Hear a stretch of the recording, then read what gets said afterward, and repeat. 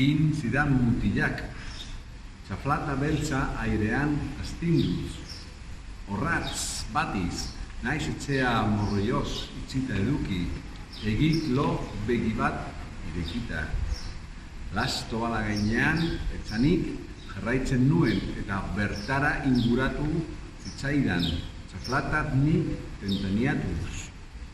Zorne zorro zikina, eskua jaso eta txaflaren jabe egiten ziatu nintzen, baina mutila jolasean, baiebilen hasi zen, ura esku batetik bestera aldatu eta nire erasoak saiestuz.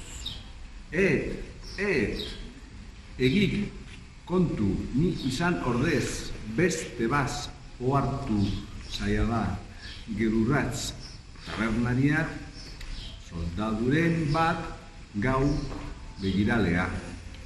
Ahalegin batean zutitu nahi izan nuen, baina ez nuen bizkarra jasersozea baizik lortu.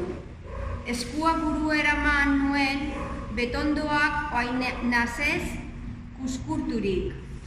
Azer litze puska daukan burua alderik alde zulatuz batitz. Zer, zagorroin bat aldabilkik kaskezurrean bueltaga, algartzarra egin zuen gazteak txaflatartean airean. Ago izango du zagarroia, egarriz itotzeko beta.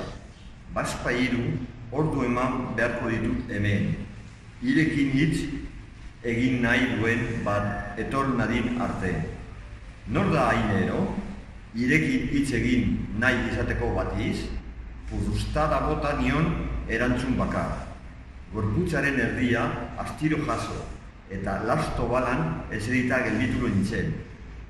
Hankak txintzilik korputz osoa dardarizoka desperan edan nuenegatik, baina aurrean neukan lerde jarioraren lepora jautzi egiteko gogoa erreari eutzi beharrez.